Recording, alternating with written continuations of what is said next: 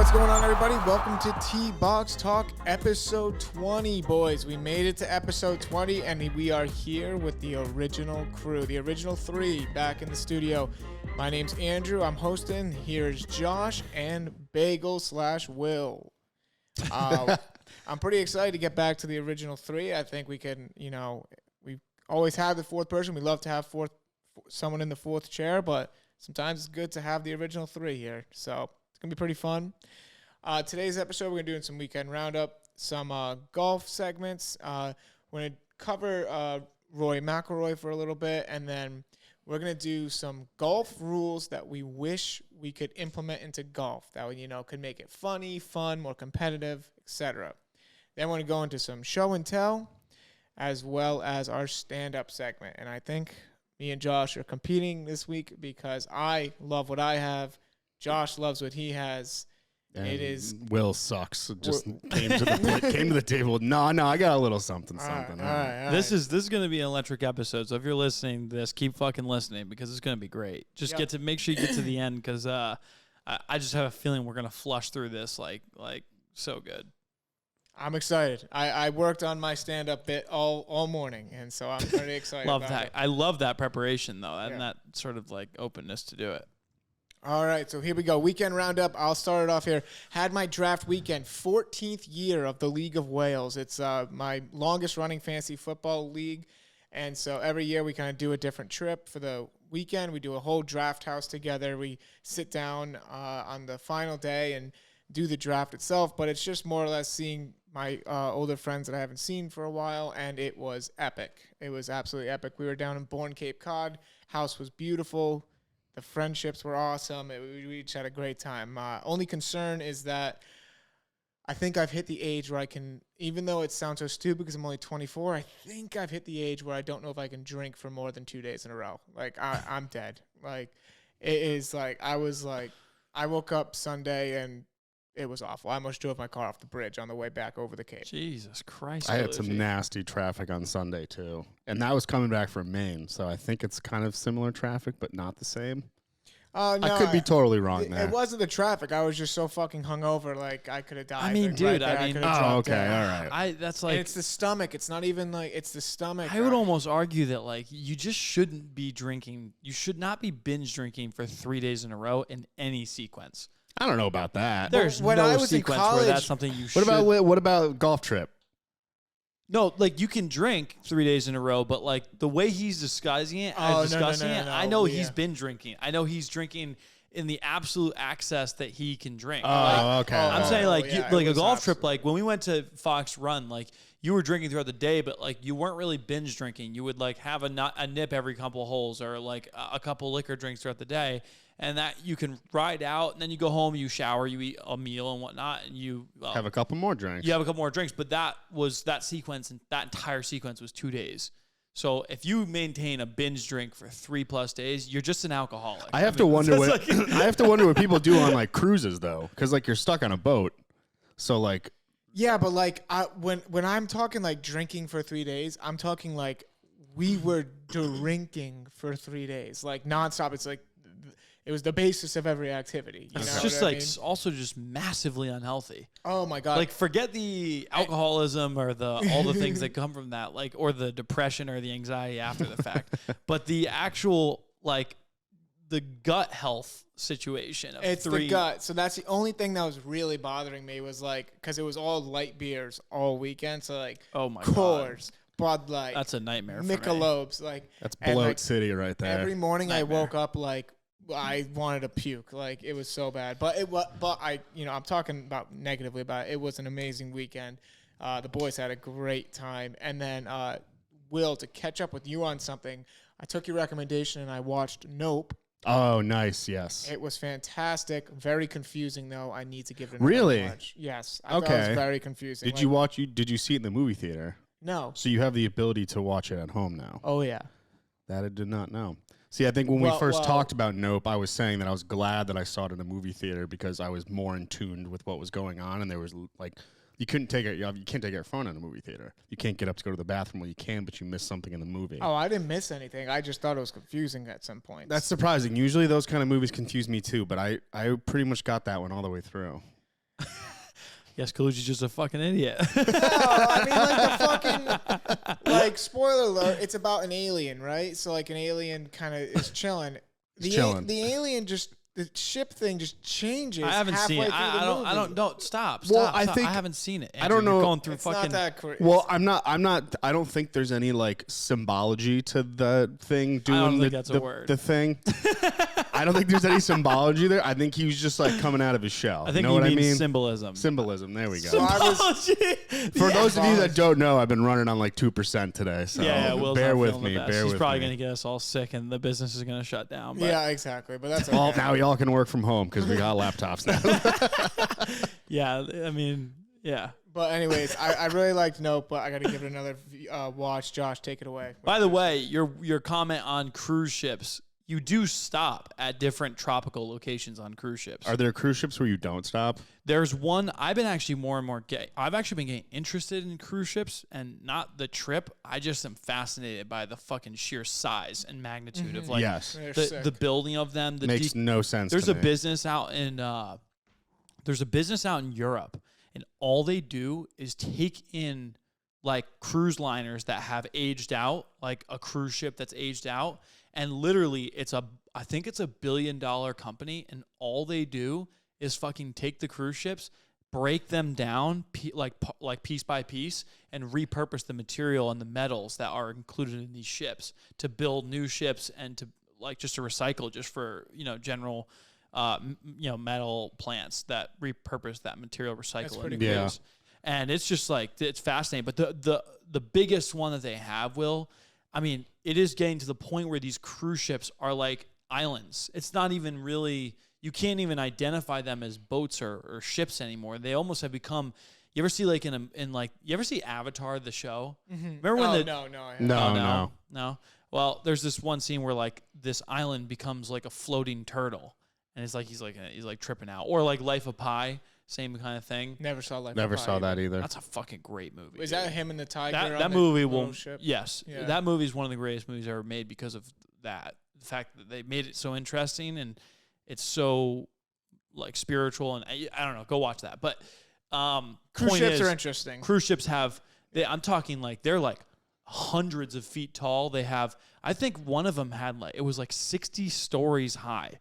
And it fucking has a water park where it goes from multi-tier. They have a whole shopping mall. They have fucking like 16 or 20 restaurants in the place. You couldn't even do the amount of things on the cruise ship in one like cruise vacation in 7 days. Very overwhelming. It is overwhelming. Yeah. It's huge. It's very cool. But the Disney, when I watched Imagineering, the thing about Disney, that whole episode that they did on the Disney cruises was fucking awesome. Like they built two halves of the cruises separate and then they just welded merged them together. Yeah. It was so cool. It is so cool. Those ships are wild. It's like those ships and just massive barge ships make no sense to me because how do they stay afloat? I don't know. The barge ships, I kind of get more. Well, dude, I mean, they build each quadrant, so despite how big they are, the just air is flowing. Like there's air in each compartment of each ship. So like because they're so big and whatnot, the way they design them, I mean, they don't need they use buoyant material, and so it's like.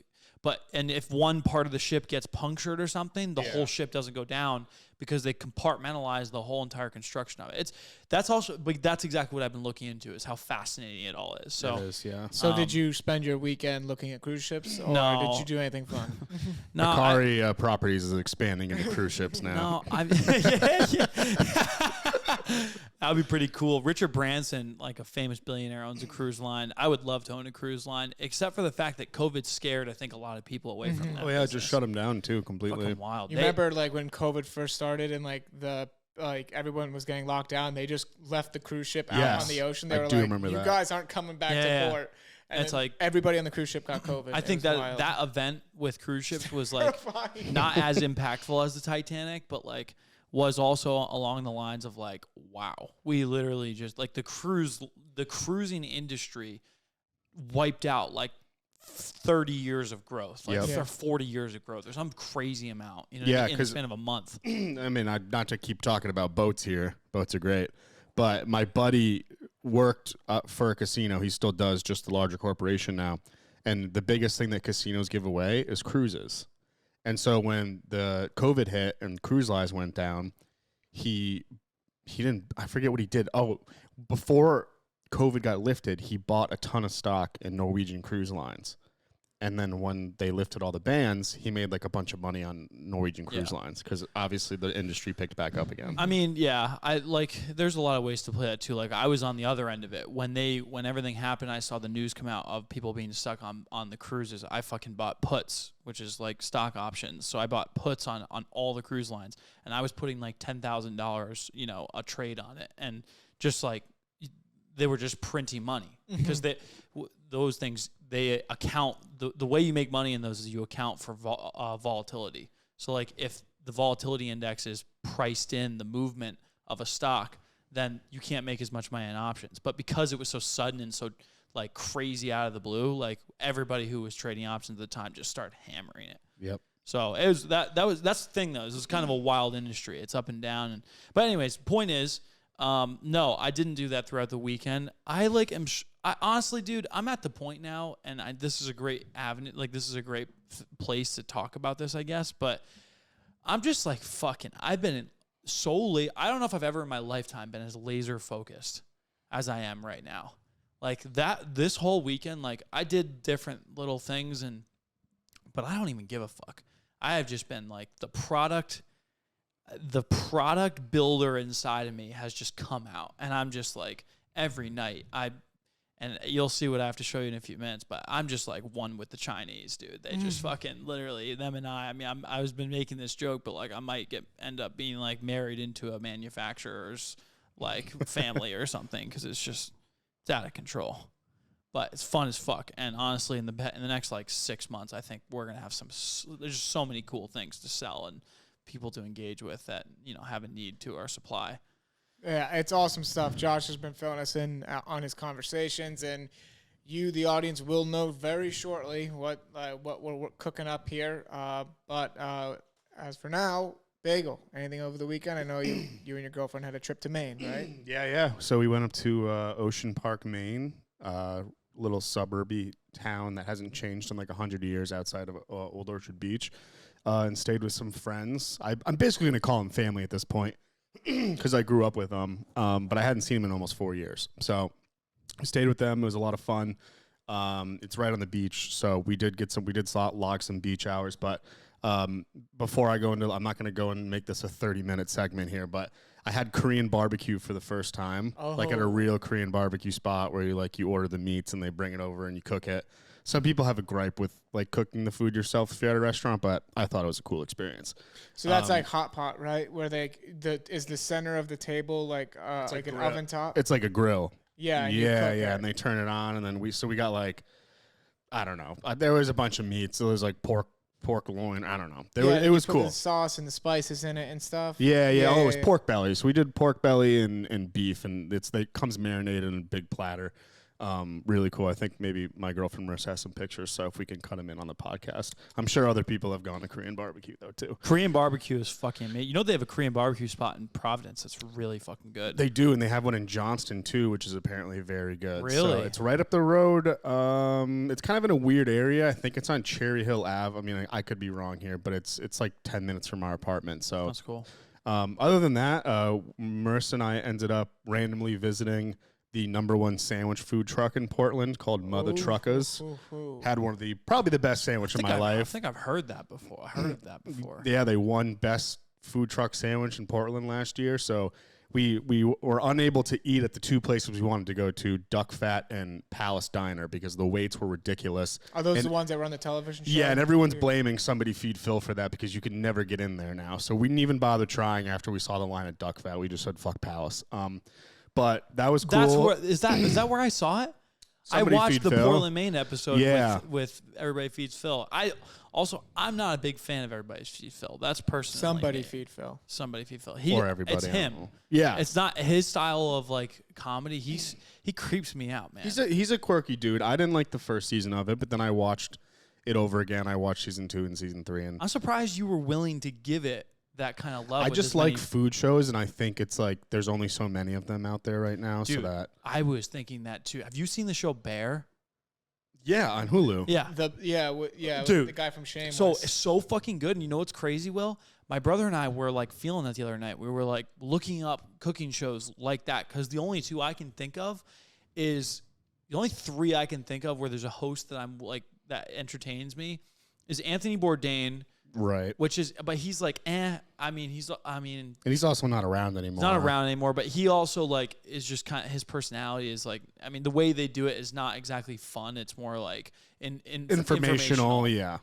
But fuck, that's delicious. And then Bear. And I like tried to, and then there's the two movies. There's Chef with, Jon Favreau. And Sophia, then Bradley Cooper does the other one. It's fuck. I was just looking it up the other day. But it's a chef movie. It's fucking electric. But other than those four pieces, that is a wide open market, dude. Because there's so many different. Because you have Chef's Table, but that's not live action. That's just like documentary style. Yeah. It's been like something I've been talking about forever, and it's a show that I don't know how I can get this made, or maybe just like sell the idea to somebody. But you know how like there's The Office, and then there's Parks and Rec. So both of those like mockumentaries about they like did just it. an office They did job, it. I know what you're gonna say. About that. The kitchen. We need a mockumentary about a restaurant, like a degenerate restaurant. It's like an upscale restaurant, but it's filled with like degenerate. They didn't do a restaurant. They did it with a catering company. Yes, I love that show. You do. You've seen it. Yes, and that show, Adam Scott is the one that's in it. So that show never got canceled. They just stopped making it. They stopped making it. The actors all got moved, busy. The actors moved on to different things. Yeah. That show was unbelievable. It's so exactly what I was looking for. Me too. And then they canned it. The it. problem with that show is that show is a little bit too like funny. Like that's a good avenue funny, but for cooking, I liked that Bear had this element of like intensity, as well as comedy and other things along the line. You know what I'm saying? Like that to me, because it is in a very intense environment, and it should be filmed that way. You know what's funny? I get like PTSD when I watch Bear because I did so much years in the restaurant industry that like when I'm watching that show, I'm like, fuck, I'm like right back in it. It's like it's so good, such a good show. I haven't finished it yet. But that was like a story within a story. That show Bear. It was because it's about the chef, but it's also about working in a kitchen. So, are you guys both done with that show? Yeah, I am not done with that show. Is it good the whole way through? So the characters were kind of unappealing to me. They're very brash. They're like I think they're like a Philly company, like a Chicago, I believe. Is it Chicago? Yep. Yeah, it is. Yeah, and like the restaurant, I don't know. I like the story of the brother, but like you know what it was that really did me in the you guys know the second main character. Like he's like the brother's friend. I only watched like 2 episodes. Yeah, that's all you would need to watch. The brother's friend who comes in and is like obnoxious. Oh, yeah. I thought that he would make a turn and come around, but he just kept annoying me the whole way through. Mm-hmm. That's like pretty brutally annoying the whole fucking way through. So anyways, you ate this food truck. It was great. It was just super like off. Like we hadn't planned for it. We were kind of panicking, and I was gonna just pull over so we could GPS something, and I actually ended up pulling into Austin Street Brewery, really good brewery in Portland, and then we had the food truck there as well. And then just the last tidbit from the trip that was cool was we drove up there and drove back in a 2019 5.0 Mustang GT, and 500 horsepower, and this thing was a freaking tank, and That's it completely changed my perspective of Mustangs because I was not a Mustang guy before. We just wanted a convertible. It was the best option. And this car was not only one of the best sounding cars I've driven in probably my entire life, but it was the fastest, obviously. So getting back in my car this morning, like I just felt like the car wasn't fucking going because there was no horsepower in my car. So really cool perspective changer there in terms of cars. But did you go top down the whole trip? Absolutely not. I would have gotten so fucking sunburned on that drive up there. I was gonna say like that would have been a long way to go tops down. No, we drove it like around town with the top down. But the car was really loud, obviously. So if you drove around with the top down, you can't really talk to each other, nor can you listen to music. Yeah. So we just like went to the store and back with the top down, and we only got like Thursday and Friday were honestly the best weather days too. Thursday and Saturday. So Friday kind of sucked. It rained. There was a massive storm. Yeah, it did. I caught that on the Cape. It was fucking sick, honestly. I love a good storm. So yeah, Maine was cool. Happy to be back, but it was one of the best trips I've had in a while. So That's awesome. That's going to wrap up the weekend roundup. We're going to jump into some golf stuff. Rory Mcllroy stages an epic comeback and wins the FedEx Cup. Largest deficit in the FedEx Cup final through 54 holes. He was 6 back and came back and won, so good for Rory. Good big news for the PGA Tour because Rory has been that guy who's been so outspoken against the LIV, and so he wins the FedEx Cup and represents the PGA Tour and looks pretty good for Rory right now. He's been kind of edging all season, coming really close in the majors, and he bangs it. Yeah, I know. It's I wasn't on my phone a lot this trip, but I didn't really have a lot of service outside of the house, so I got flooded with messages about Rory from a couple golf group chats, and I had no idea what was going on. Yeah, I didn't really have much of a TV presence this weekend either because of the draft, so I didn't really even get to watch most of this, to be honest with you. But I've been giving Rory a lot of shit because he just hasn't been taken first in anything this year, but he's been just up there second, third, whatever. And my comment is because everybody had been giving me shit about this, that I kept talking about Rory in that manner. That's cool. That's really cool, Rory, that you were able to do that without half or more, maybe 3/4 of the best, most talented golfers in the world with the biggest brands not playing against you. And Will Zalatoris didn't play, right? Yeah, no, Will Zalatoris had to drop it. One of the top in the world isn't even fucking playing, who won the out this whole year.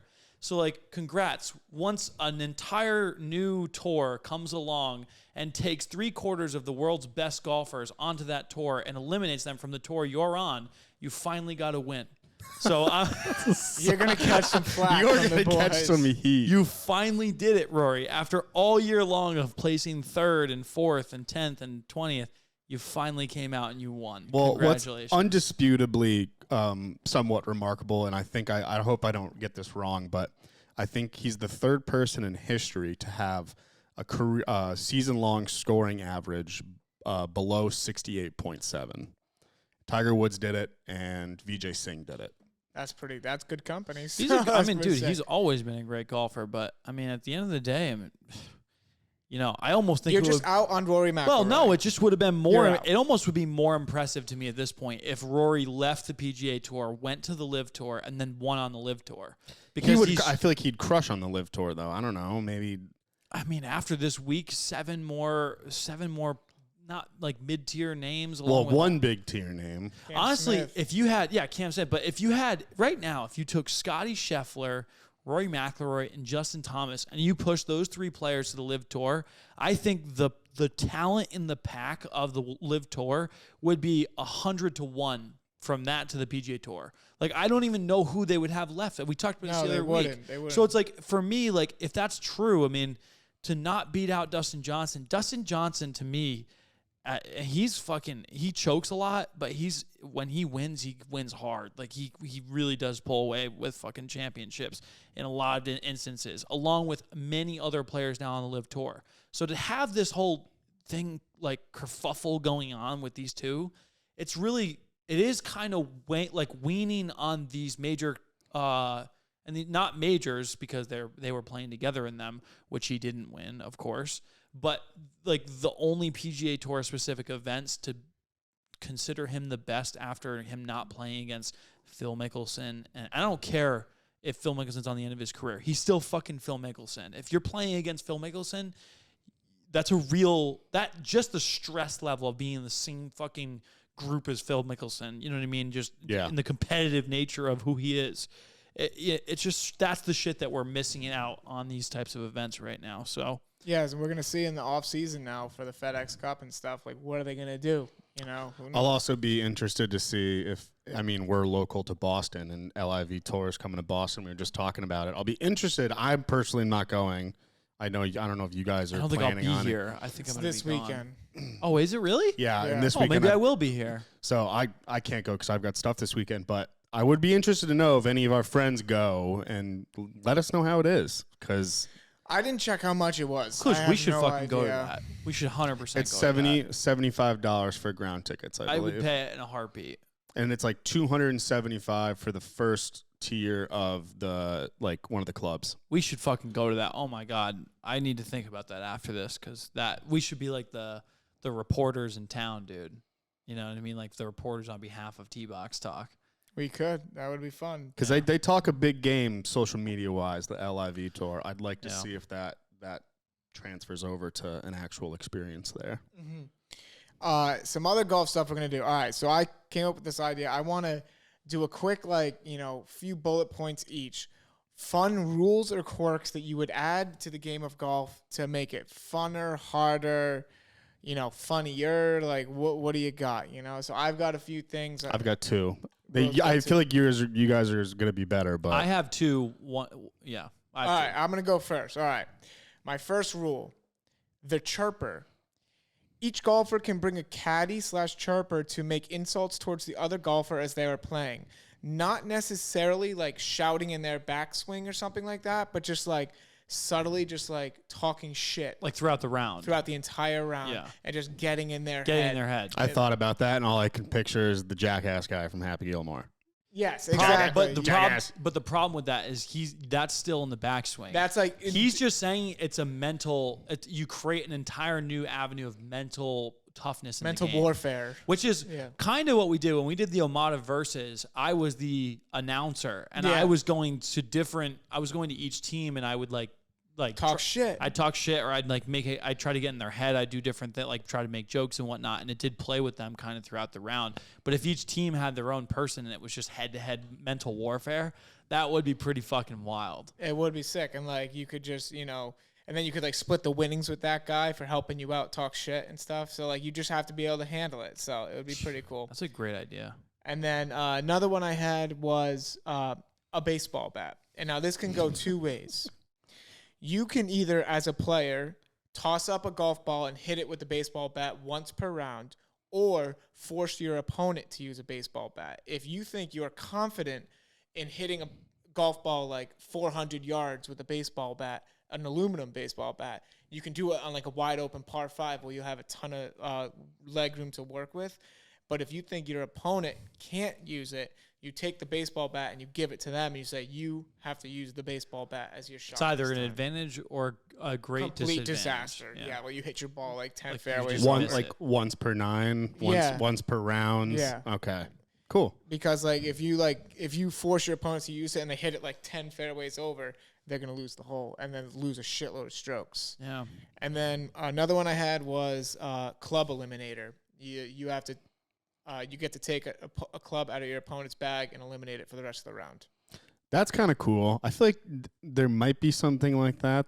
Is that like battle golf or something like that? Yeah, but like for this, like you could do it at the beginning of the round. Like you each decide which club the other person is not going to play with. So I think what would be cool to tailor off of that, because I feel like I know exactly what you're going to say right now. Yeah, because I would just go like you would. I think you just go for the big stick or the putter. It'd be one or the other. You know what I mean? Either you want to take somebody's ability to hit it far or hit it short.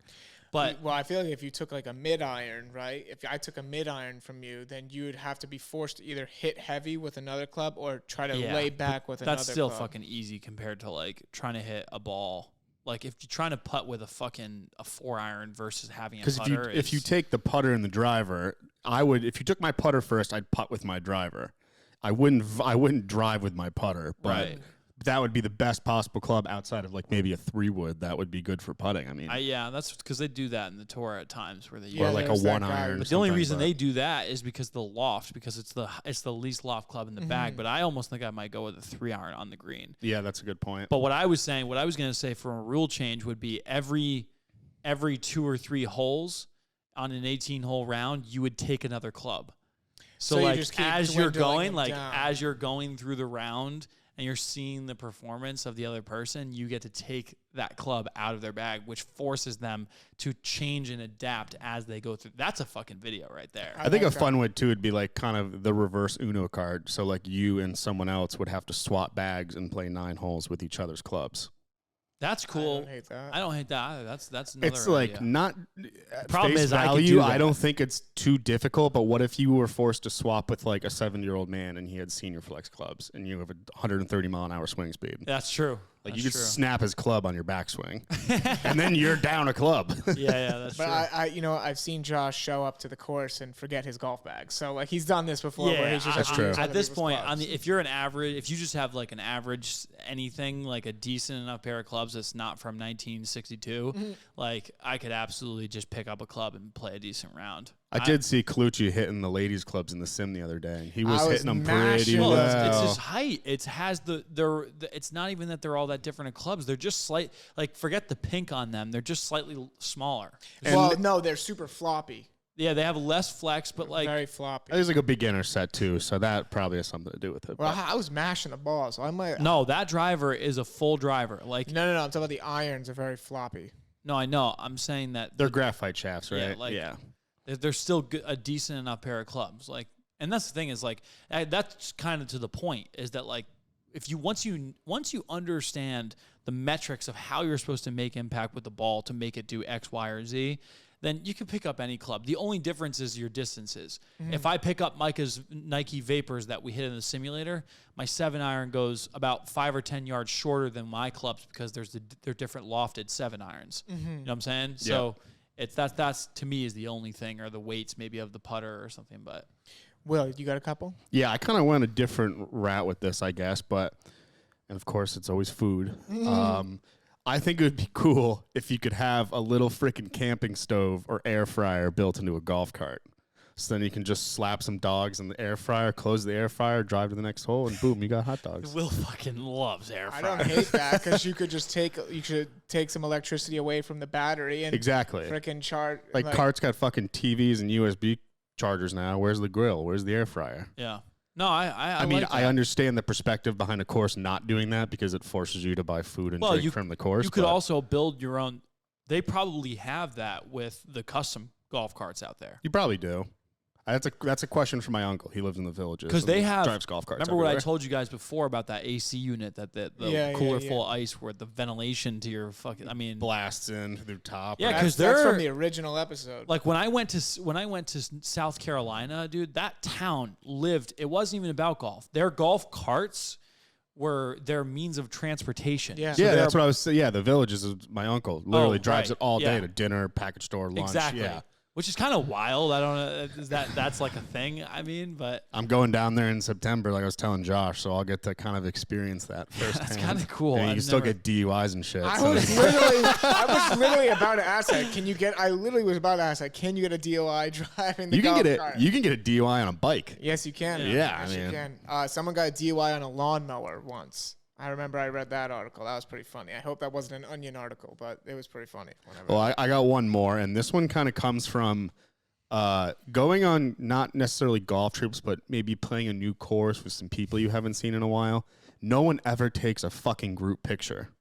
You know, when you go to ski mountains and you get to the top of a nice lift and there's a group photographer there, they should do that on the first tee of like destination resort golf courses so that you don't forget to get a photo with your group. I feel like the love that. starter could do that.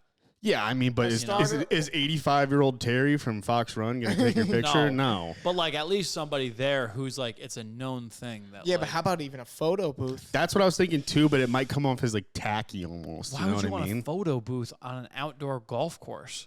No, but like maybe it's like they're like drilled It's like a into shed, the or ground. maybe I don't know. Or maybe it's like Like a drilled little into set, the like ground. a cute little like Yeah. Hollywood mini, like a cute little fucking like farm scene, and they got little like they got the what are those, the barley that you put in your mouth? What's it? Yeah, barley. Yeah, that's Yeah. what it's called. Yeah. Wheat, barley, something. Yeah, Yeah. I like that though. Well, that's because all I got. Yeah. I struggle with that too. I never get the group pictures. It's funny. I took an even different approach. We just didn't really understand what you were saying with this one, I guess. But that's kind of okay because it Yeah, is it's kind of different perspectives. So mine was like, what rules of golf do you think are bullshit that you would genuinely change? And I took this one as what my buddy Kyle and I have been battling over this. He's the only person I've ever argued with this about. And this is the freight train. I don't know if you know this. The fart train. Yeah. And it's the rule when, like, if you're on the tour and you have somebody finding your ball for you where it is, then you can play these like the PGA Tour rules. But when they apply to like us being out on a random golf course, like hitting a ball and it's just kind of hitting into the abyss, You know what I mean? I just think the rules should be slightly more favorable to that. One of them being, if you hit your ball out of play, if you were like, there's the difference between like you literally hit your ball so many fucking yards over that you don't know where in the woods it is, it's whatever, and then you just got to re-tee it. You know what I mean? Yeah, you know, like that ball's gone. Right. Like, if it's not a hat, you know that ball's gone. It's fucking out. If you know that, that's one thing. But if you hit your ball and you see where it enters the woods, I do not think that you should have to hit a provisional or because like the rule, I'm trying to think about the rule is that you find out it's lost, and then go all the way back to the tee to hit it. Yes, which is what that's why he'll have us do provisionals. And my thing is like, I think that rule is stupid. Like if I hit it and it trickles into the woods, like I'm playing just a general round of golf. I just want to go hit from where the ball went into the woods and just do a drop. Yeah. Take a penalty stroke. Yeah, because it's like, what are you going to start penalizing you? Like, I'm going to go up there and I'm going to look for my ball, and if I don't find it, you're going to make me drive back if I forgot to hit a provisional because I'm not some PGA geek. You know what I mean? I just think it's stupid. It's happened a million times, and we've battled over this. Yeah, it's a lot of fights. But I mean, I've kind of like because I'm just drop a ball like that. Me too. That's. I mean, we're not like you said. We're not fucking PGA professionals over here. If it's a hazard, then he would say you can drop it. If you can, but what if I can't see that it's red stakes? What if I don't know if it's a hazard? What if it lands in the fairway and takes 3 hops into the woods on a fall day and you can't find it? Exactly. So the leaf rule, yeah, the gentleman's leaf rule, which we're coming up on fall. That's exactly right, Will, and that's kind of how I think about it. And I don't like that rule in the first place. I think that's a PGA rule, not a general play rule. I would agree. We have to make general golf more fun for people to get into because people don't want to spend. People who suck at golf, who can't hit it in the fairway, don't want to spend 20 to 30 minutes every shot looking for their ball. Yeah, and you shouldn't have to drive back to the tee if you didn't hit a provisional because you thought there are times like you just said where you think it's in play. That's actually the real example where like you're in the fairway or you're in the rough, but it trickles out and goes out, but you didn't see it go out. Yeah, there's also times where it's like you're in play, like you are 98% sure you're in play, and then you can't find your fucking ball. And you can't find your ball because it got buried in the grass or plugged something like or some shit. Yeah. So hit to his rule. If you can't find that ball off that tee shot, he would make you drive back to the tee and re-hit. Yeah, no. And that's not happening. To me, like I don't. Also slows the game down. Yeah, I don't fuck with. There's a lot of rules. There's a lot of things I don't fuck with. Like I honestly, like if you're playing a committed serious round, I want the score to be authentic. I'm not a gimme person. Like I'll do it if it's like fucking 5 inches away. But every putt counts. Every stroke counts in a competitive match. If I'm just out there fucking around, don't tell me to go back and hit my ball from the tee. No, I agree. Next, do you have another one? The Legend of Bagger Vance. Have you ever seen that? No. You guys have never seen The Legend of Bagger Vance? No. Oh my God, that's heartbreaking. Will Smith is in that movie, dude. It's like the number 2 golf movie to The Greatest Game Ever Played. Anyways. Oh, Happy Gilmore. Oh yeah, that's true. That probably is number 1. But then there's Caddyshack. Anyways, Tin Cup. There's a moment in the movie where the dude fucking accidentally he goes to hit his ball and he barely touches it and it just like kind of settles into a different position. And he has to be authentic about it and say like, oh, this or that. Like he like was honest about it and it fucked him over. He didn't win the match. And nobody there wanted him to take the stroke. They all wanted him, like kept saying like, maybe you saw it wrong. You know what I'm saying? Because it was such a competitive match in the final scene of the movie. And I just think there's a little bit of like a gentleman's rule along with that in the PGA Tour. Like I think the ball can always settle to or from in a different direction even if you touch the grass before it. Because a lot of people line up their ball and they put the club right behind the ball and it just can change. And the ball will just roll back into the hole. Yeah, yeah. Because that is technically a penalty if you do that. Because if you get caught doing it. If you get caught doing it, but like that's one of the rules. So I'm just altering a rule that I think is pretty brutal. I mean, but then again, you have that's kind of more for like regular play because then you have the Patrick Reeds of the world that just fucking totally are cheating. Like, have been caught. There's also like accidentally hitting the ball on your practice swing, which I've done. Well, that actually you get. They removed that law. Yeah. They removed that rule as of last year, I think it was. It's always like so embarrassing when I do it, and then I'm like chasing after my ball 10 feet in front of me because I don't want people to think that was my actual tee shot. But that's not a stroke. Okay. You have to approach the ball for it to be a penalty. Yeah. which I don't fully understand, like how they would tell the difference between somebody doing like I guess if you're hitting practice swings, you're not approaching the ball. Right. So the only time is like when you would stand behind the ball, which is sometimes. Yeah, I mean, you're technically addressing the ball. You kind of know when somebody accidentally hit it on their practice swing because Right. it goes right. Right. It'll go in a completely random direction. Yeah. Yeah. But yeah, no, that's a good one. I like that. So just being more loose about like, all right, listen, it moved like an inch. Let's just put it back, you know? But like the golf hardos of the world will freak out about that. Yeah, I mean, I don't know. Maybe it's not a rule that should be changed for the PGA Tour or anything. I'm just saying that like gentlemen's like just regular general fun golf has got to be the rule sticklers. Get them out of here. There should almost be two different sets of rules, I think, is maybe what we've led ourselves into with with what I brought up. Yeah. There should be PGA rules and there should be general rules of play. Just for fun. Yeah. Like people who go out and play a golf course, you have to simplify it too for people who've never played the game. They need to understand that these are the general rules, but like, do you think somebody who hasn't played the game is going to know that if they didn't hit into a red stake that they need to hit a provisional, or if they can't find it when they get to the red stake that they need to go back to the tee? Mm-hmm. Yeah, and it's also a big pace of play issue because some people like feel like they're obligated to follow the rules and they're not good golfers, and then that creates a 5.5 hour round because if they don't do it, they feel like, oh, maybe the ranger's going to come over and yell at me. Right, exactly. That's a weird way to approach it, but yeah. All right, that is going to wrap up the golf segment. We're going to get into some of the more wacky stuff of the podcast. Let's go into show and tell. I'm going to go first. The original concept for the show and tell segment was like just get something you're passionate about or something you just want to show the team members and just spout off about it for a little bit. And so my show and tell, I was looking all around my house. Like I couldn't find something that like I was like itching to show you guys in person. But we started this podcast 20 weeks ago. We were out of football season. My show and tell is that I am a Patriot lunatic. And we are less than 2 weeks away from opening day for football. So I'm just really excited about the Patriots this year. It's something I'm extremely passionate about. And I know, Will, like you don't really give two fucks about it. So on this podcast, I'm going to convert you into being a really big Patriots fan throughout the season. And I'm going to keep filling you in on I don't have a choice, Colucci. Yeah, you're going to have to hear it. My sports interest fluctuates on like year to year. Like there a couple years ago, I was a diehard Red Sox fan for like 3 years in a row, and then just gave no fucks about baseball after that. And then like last year, I was watching football a little bit more because Marissa likes to watch it sometimes too. So and then obviously like you watch Super Bowl and shit too. But yeah. No, the Super Bowl is more of a culture event than it is a sporting event. I'm not gonna lie, I'm a little confused. So you don't have anything physical to show at first show and tell? No, I don't. He just wanted to make an announcement that the Patriots.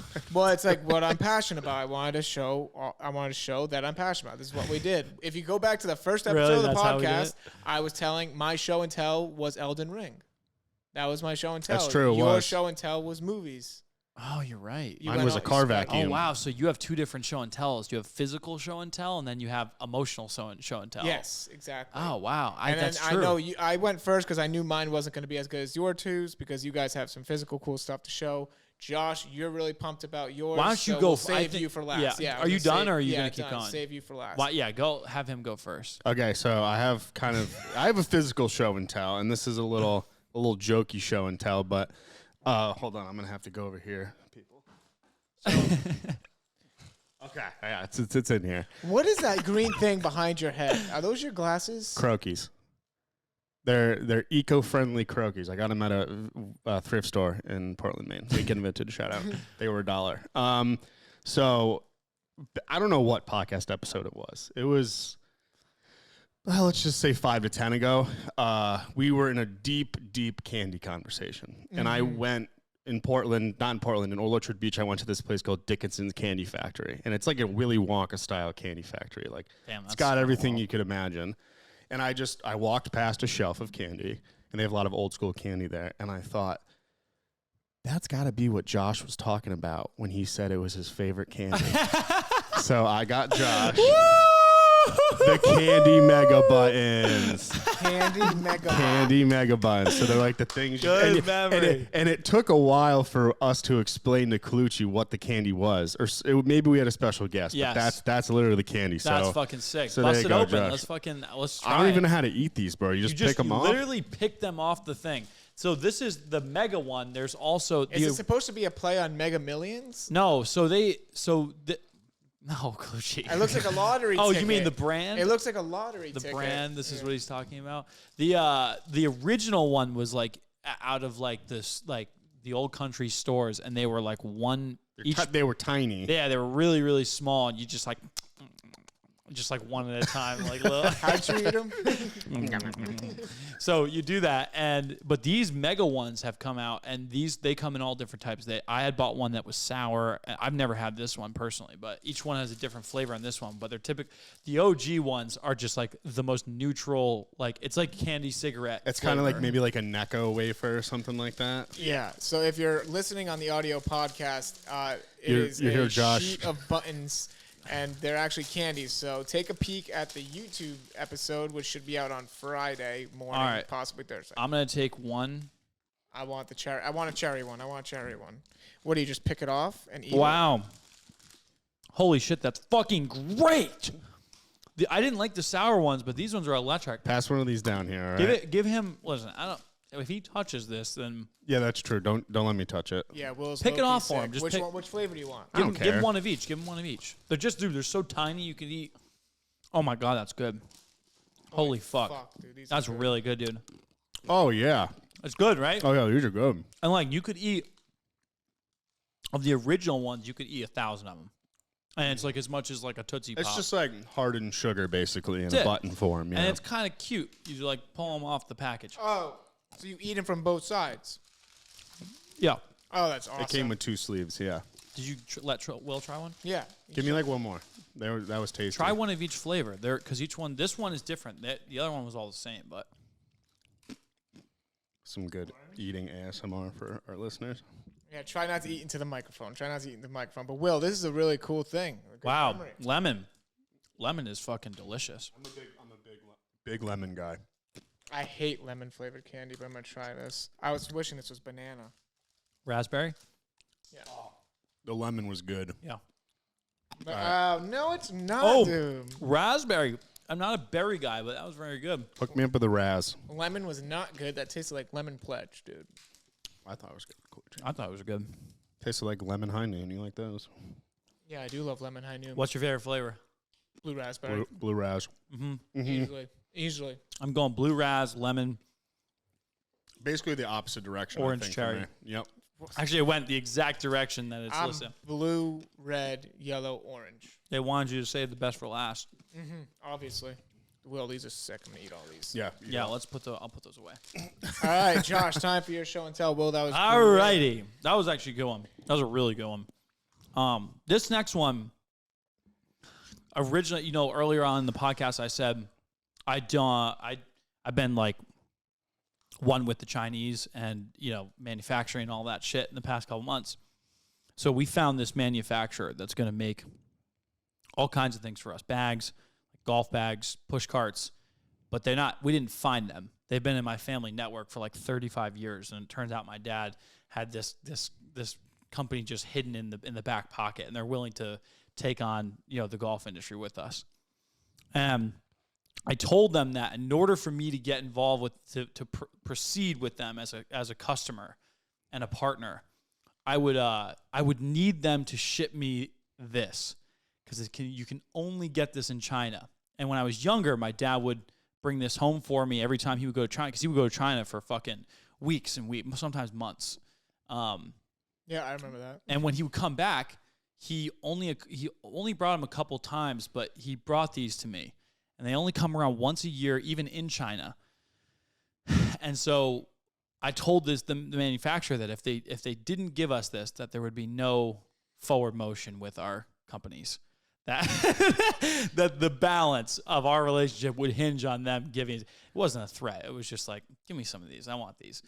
So what I'm about to show you guys is once a year, the Chinese Fall Festival comes around. And there's really 2 holidays in China. It's the Fall Festival and it's Chinese New Year's, which is like they take like a month off in China. And the Chinese Fall Festival, they produce this item. I present to you. What the Whoa. fuck? This is creme de la creme of Chinese treats. It's actually a sweet cool and ass savory. box. Yeah. So I'm trying to like show the camera here, but Yeah, actually, that one showed better. Yeah. Okay, so you'll see it from camera, and you can chop that up.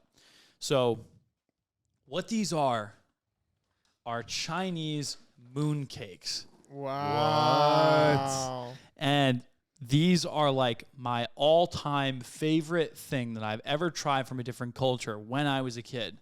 And so I brought them here today, and I'd like you guys to try one with me to see if you like it. And we can bust it open. We'll try a bite, and we'll see what you think. All right. All right. All right. Let's Can do we it. take a pause, and then I'll All just... right. So we are going to try the Chinese mooncakes right now. We will be back with our opinions momentarily. All right. We are back from trying the Chinese mooncakes that Josh got shipped in from Hong Kong, I believe. I actually have no fucking clue where those come from. Oh, they were from? Okay, so they're from... no, they came from... The brand is Hong Kong. It is Hong Kong, yeah. It is MX Hong Kong. Mooncakes. Oh, Andrew, that was a good call. Very good, Andrew. Well, I read the box. Oh, So Josh had me and Will both try them, and we're both... I'm dying to know. We have not discussed anything Andrew yet. has kept it hidden what he thinks about it. And I can I take a guess what you're going to think? I think you fucking love that. I think Will was not sure, and if he kept eating it, he might like it more each bite. But I think Colucci fucking loved it. I was not in love with it. Oh, shit. It was good. It was very good. It was very unique, and it's nothing that I've ever had before in my life. So that was very cool to be able to try something new.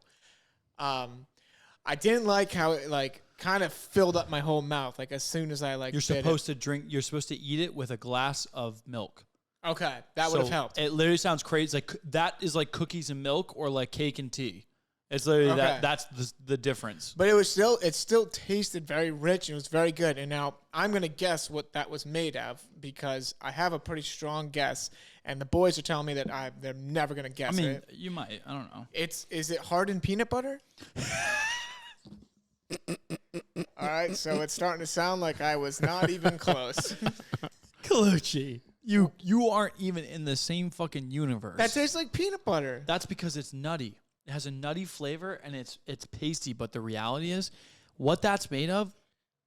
Do you want to take a guess, or did you look it up? I mean, I don't know if I got it right then because you said they're all different. Yeah, they're all different, right? Well, first of all, Josh was partly right and part. I think what I said from the beginning was that if I ate more of it, I think I would just continue to enjoy it because it's a new experience.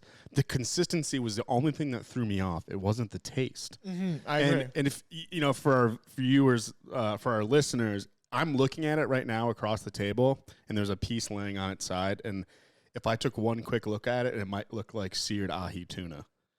And you might have a different angle than me, but it looks like almost like a beef Wellington or ahi tuna. Yeah, it does. It does look like. Actually, a beef Wellington is a really good is really a good analogy.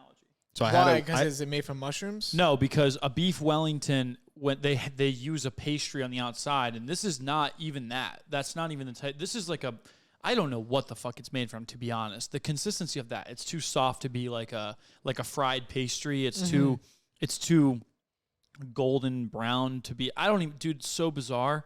But what that paste is right there. So what the center of this is like the goo. The goo, like the paste that fills the mooncake. Yeah. That is made from white lotus. And white lotus. What the fuck is that? It's a plant. I think. It's a car. But they're also made from bean paste. Okay, so they mix white lotus with bean paste. And that's what it is. Like they get, I don't know what kind of beans they use. All red bean. Well, so there's a red bean one in there, and then I think that one is not a red bean. That one is, I think, it's like a white lentil bean or something like that. But they mush bean paste down. They add what that flavor was white lotus flavor. White lotus. And then what's in the center? So that's why it tastes earthy and nutty because of that. No, kind of yes and no. I mean, so a little bit of the nutty flavor you're getting, believe it or not, is actually from the yolk within the mooncake. Because the yolk is pure fat.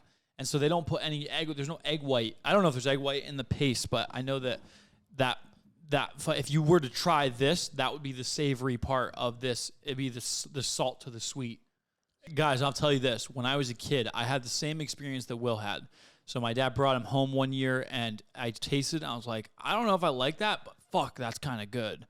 You know, like it's a very confusing feeling. It's such a confusing feeling, and he never went. He didn't go back. I don't know. He just never brought him back for me after that. And I've always wondered since I was a kid, like, would I like the taste? And now that it's here, it's been like one of the greatest sort of little mini experiences I've ever had with food because it's so cultural.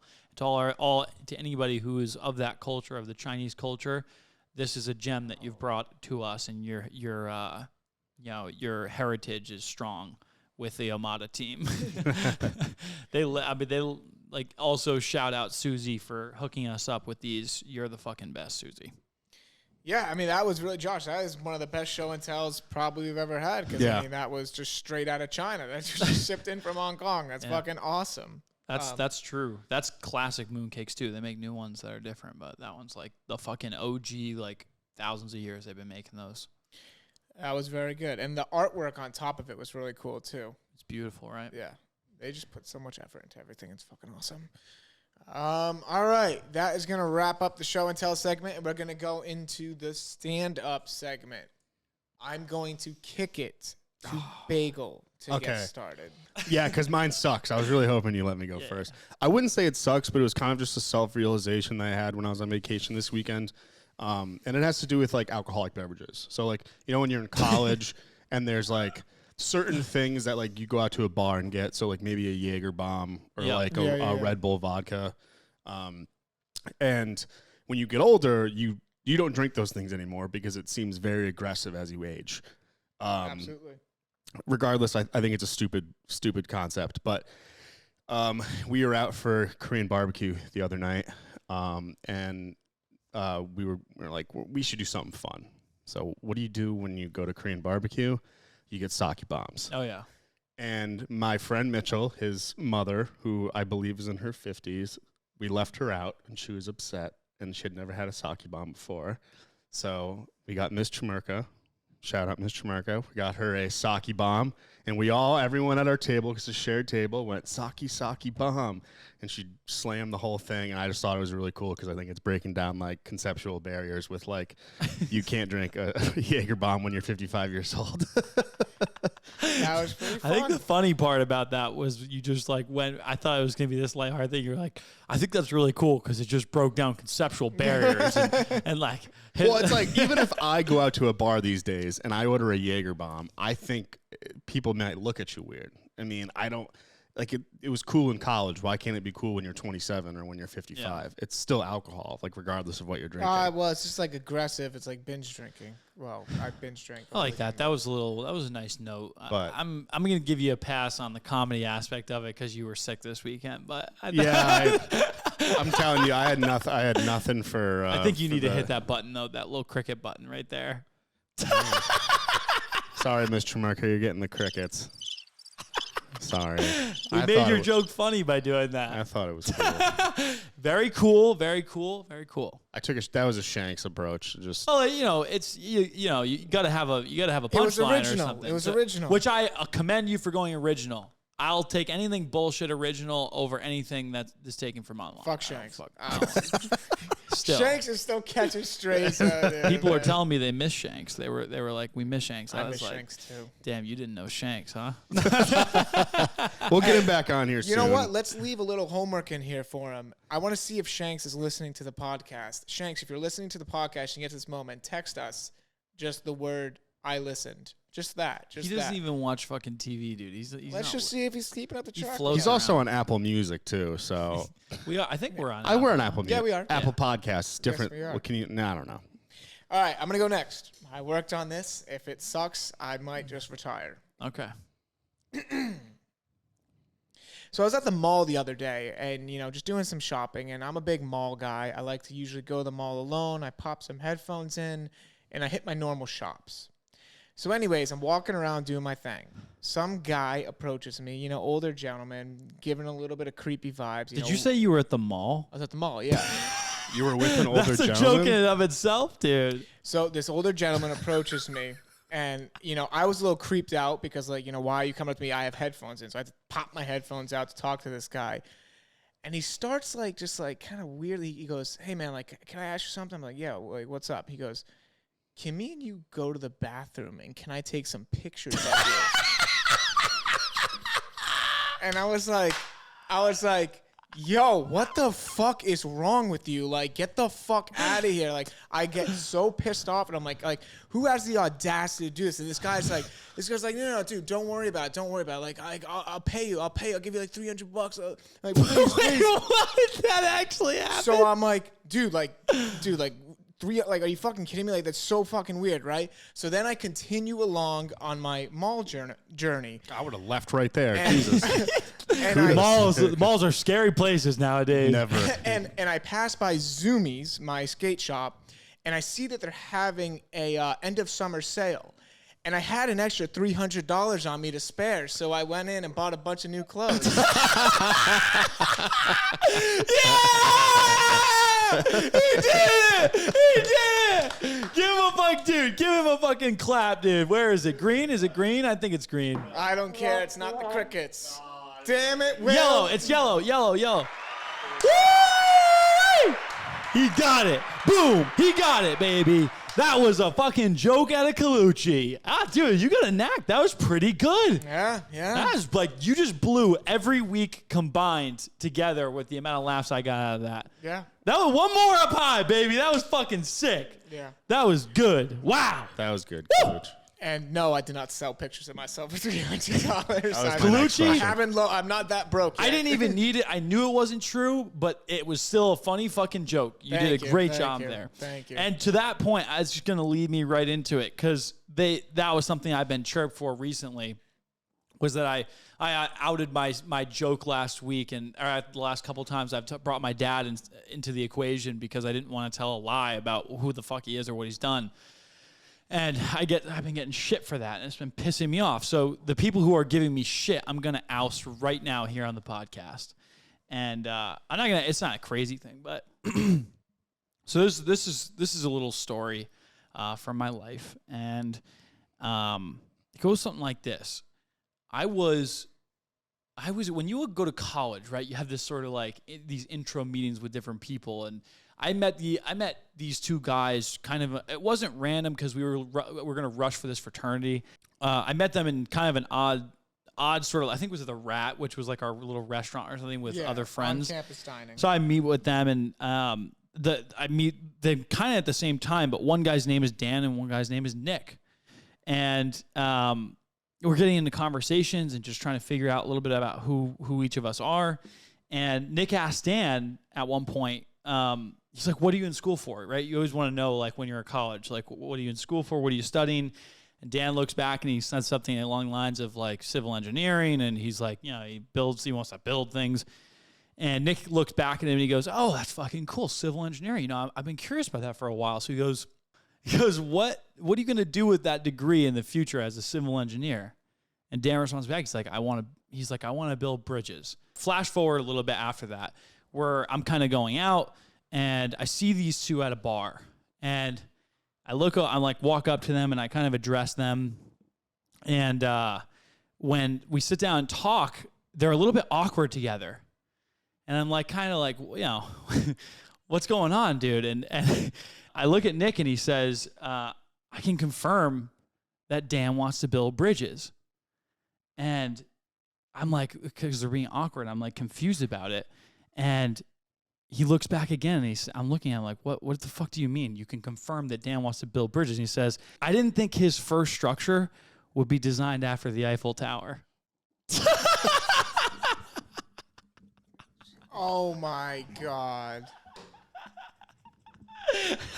Oh, my God. If you're smart enough to figure it out, then you're fucking into the fucking comedy club, baby. Will's got a puzzle face right now. I'll explain. Talking about his penis? No, I'll explain it to you off the air. Yeah. Oh, my God. You gotta be a little quick for that one. It took me a minute. It took you a minute because it's fucking that. I'm so sorry. I got nervous. My delivery was horrible on that. But Eiffel Tower, his first bridge that he built was an Eiffel Tower. Oh. Okay. All right. That one took me a minute. Remember they were being awkward together? Yeah. All right. To be fair, my delivery wasn't great, but on paper, that was one of the best jokes I've ever written. And yeah, I can't tell you whether it's true or not. So to Nick and Dan, hope you enjoyed that. Go fuck yourselves. Oh my God, it's getting hot in here, boys. It's getting hot in here. Well, that was episode 20 of T-Box Talk. Thank you so much for listening, watching. Follow along on YouTube. Follow along on Instagram at T-Box Talk Pod and at OMADA GOLF on Instagram. We're also on TikTok on both of those handles. Rate the podcast, review the podcast, tell your friends, tell your family. We all have a lot of fun doing it. Until next week, thank you so much for listening and have a wonderful rest of your weekend. Woo. See ya.